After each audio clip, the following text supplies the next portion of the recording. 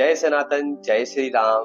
कैसे हैं आप लोग? आज हम बात करने जा रहे हैं श्री हनुमान जी के बारे में कि हम हनुमान जी को चोला क्यों चढ़ाते हैं, कैसे चढ़ाते हैं, उसकी विधि के बारे में आज हम जानेंगे। आप देख रहे हैं विवेक कपिध्वज। मेरा नाम है विवेक शर्मा। जय श्री राम।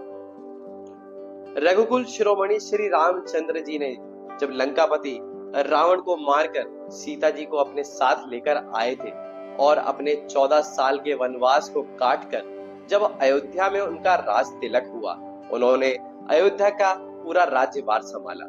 श्री हनुमान जी भी उनके साथ अयोध्या में उनकी सेवा में कार्यरत थे। एक दिन अयोध्या में श्री सीता माँ श्रृंगार कर रही थी। श्रृंगार करते हुए हनुमान जी ने उन्हें देखा और पूछा कि हे माता, जो आपने मांग में सिंदूर लगाया है उसको लगाने के पीछे कारण क्या है? ये आप क्यों लगाती हैं? तब सीता माता ने मुस्कुराते हुए हनुमान जी से बोला कि हे पुत्र, ये मैंने जो अपनी मांग में सिंदूर लगाया है, ये सिंदूर आपके प्रभु और मेरे स्वामी श्री राम जी की लंबी आयु की कामना के लिए लगाया है। तब हनुमान जी ने बड़े आश्चर्य से पूछा कि हे माता, क्या इतना थोड़ा सिंदूर लगाने से ही श्री राम जी की आयु लंबी हो जाएगी?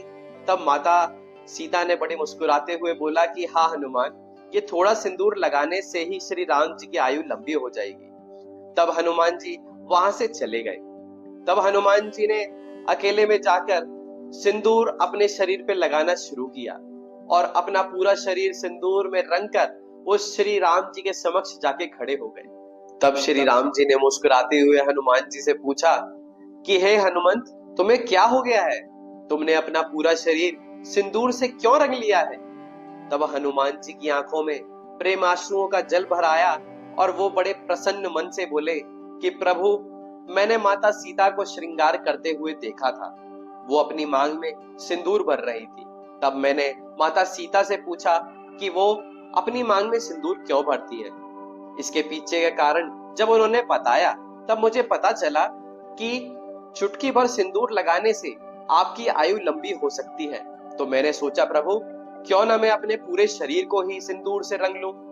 इसी कारण से मैंने अपने पूरे शरीर पर सिंदूर लगाया है प्रभु, ताकि जिंदगी भर मैं आपकी भक्ति करके आपके चरण कमलों का दर्शन कर सकूं, मैं आपका दर्शन कर सकूं प्रभु। हनुमान जी की यह बात सुनकर श्री रामचंद्र जी की आंखों में आंसू आ गए और उन्होंने हनुमान जी को उठाकर अपने गले से लगा। श्री रामचंद्र जी ने हनुमान जी को वरदान दिया कि जो भी व्यक्ति मंगलवार के दिन सच्चे मन से हनुमान जी की पूजा करके उनको चोला चढ़ाएगा, श्री राम जी स्वयं उसके कष्टों का निवारण करेंगे।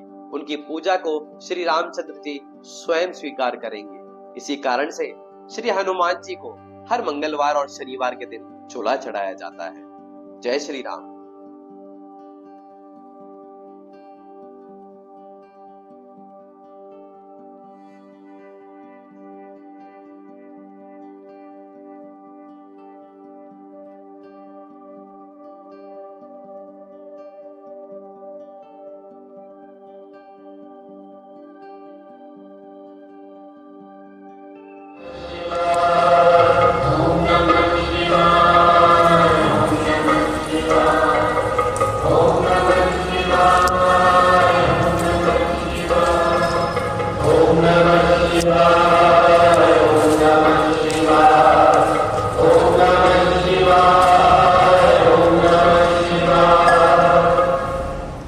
तो आइए मैं बताता हूँ कि श्री हनुमान जी को चोला कैसे चढ़ाते हैं और उसको चढ़ाने का सही समय क्या है। हनुमान जी को चोला चढ़ाने का सही समय देखा जाए तो सुबह 6:03 पर है, क्योंकि हनुमान जी का जन्म भी सुबह 6:03 पर हुआ था। या फिर 9 बजे से लेकर 11 बजे तक आप हनुमान जी को चोला चढ़ा सकते हैं। जो भी समय आपको सूट करे, आप उस पे हनुमान जी को चोला चढ़ा सकते हैं। मैंने पिछले सालों में जब भी हनुमान जी को चोला चढ़ाया है, वह सुबह 9 बजे के बाद ही चढ़ाया है। और जब भी आप हनुमान जी को चोला चढ़ाएं तो खाली पेट ही चढ़ाएं, मतलब आपके ब्रेकफास्ट करने से पहले। सबसे पहले मंदिर में प्रवेश करते ही आपको श्री राम जी और सीता माँ के सामने माथा टेकना है।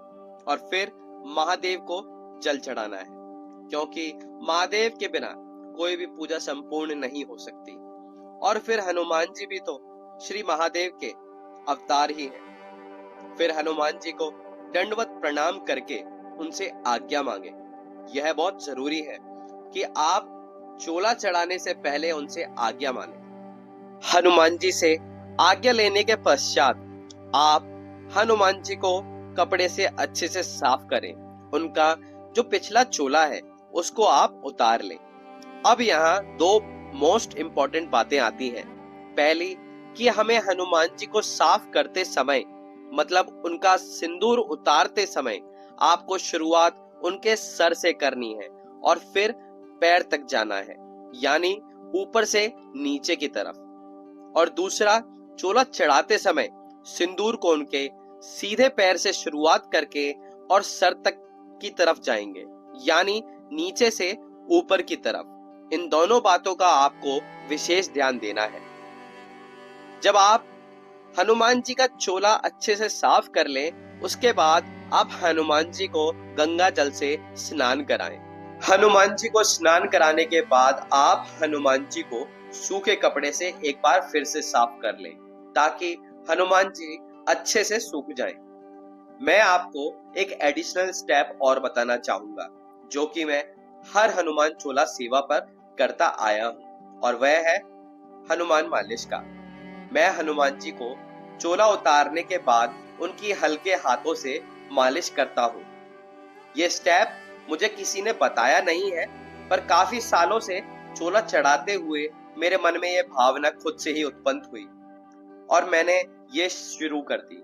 और आई नो कि हनुमान जी को भी ये काफी पसंद है। ये आपकी मर्जी है, मैंने सिर्फ वही बताया है जो मैं हनुमान सेवा में करता आया हूँ। उसके बाद आपको सिंदूर तैयार करना है। हनुमान जी को दो तरह के ऑयल्स के साथ चोला चढ़ाया जाता है। पहला है चमेली का तेल और दूसरा है शुद्ध देसी घी। मंगलवार के दिन हनुमान जी को घी के साथ चोला चढ़ाया जाता है और शनिवार को चमेली के तेल के साथ। तो सिंदूर में ऑयल या घी मिलाकर अकॉर्डिंग द डे कि आप किस दिन चोला चढ़ा रहे हैं, आप एक थिक पेस्ट रेडी कर लें, क्योंकि श्री हनुमान जी को गाढ़ा चोला ही पसंद है। अगर आप सिंदूर के पेस्ट को पतला रखेंगे तो वो थोड़ी देर बाद खुद हनुमान जी से नीचे की तरफ गिरने लगेगा। तो याद रहे कि आपका सिंदूर का पेस्ट ना ज्यादा पतला हो और ना ज्यादा गाढ़ा हो। और जैसा कि मैंने आपको बताया है कि चोले की शुरुआत हनुमान जी के सीधे पैर से ही करनी है। धीरे धीरे और प्रभु श्री राम का नाम लेते लेते आपको चोला चढ़ाना है। आप श्री हनुमान जी का कोई भी मंत्र पढ़ते हुए, हनुमान चालीसा पढ़ते हुए आप हनुमान जी को चोला चढ़ाने की शुरुआत कर सकते हैं। पर मेरी समझ में हनुमान जी को प्रभु श्री राम से प्रिय कोई भी नहीं है, तो इसलिए मैं हनुमान चोला चढ़ाते समय श्री राम जी के नाम का ही जाप करता हूँ। आज मैं नीम का गांव फरीदाबाद में आया हूँ और यह मंदिर 50 साल से भी ज्यादा पुराना है। यहाँ सबसे अच्छी बात मुझे जो लगी वो यह है कि यहाँ 8 फीट के हनुमान जी हैं, जिसपे आज मैं चोला चढ़ाने जा रहा हूँ। और पिछले 5 सालों में इतने बड़े हनुमान जी पर मैं पहली बार चोला चढ़ा रहा हूँ और मैं अपने आप को बहुत ही भाग्यशाली भी मानता हूँ कि उन्होंने मुझे अपनी भक्ति करने का ध्यान रहे कि जनेऊ हनुमान जी के लेफ्ट शोल्डर पर पहनाएं, जिससे वो उनकी राइट थाई पर आए। यही सही तरीका है हनुमान जी को जनेऊ पहनाने का। पर यहाँ हनुमान जी काफी बड़े थे, तो मैंने उसी दिशा में हनुमान जी पर जनेऊ लगा दिया है। जनेऊ पहनाने के बाद आप हनुमान जी को चांदी का वर्क लगा सकते हैं। बहुत से मंदिरों और लोगों की मान्यता है कि चांदी को भेड़ की खाल में पीट पीट कर चांदी का वर्क बनाया जाता है। पर मैं आपको बताना चाहूंगा कि आज के समय पर चांदी का वर्क इलेक्ट्रिक मशीन से ही बनाया जाता है, तो आप इसे बिना किसी परेशानी और बिना किसी डाउट के चढ़ा सकते हैं।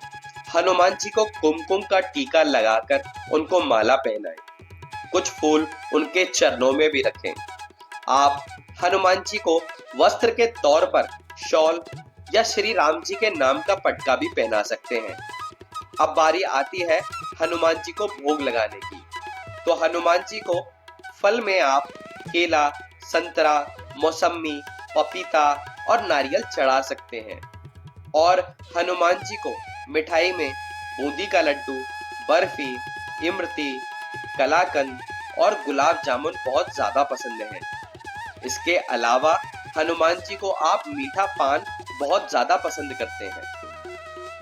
आप हनुमान जी की पूजा के समय उनको मीठा पान जरूर चढ़ाएं।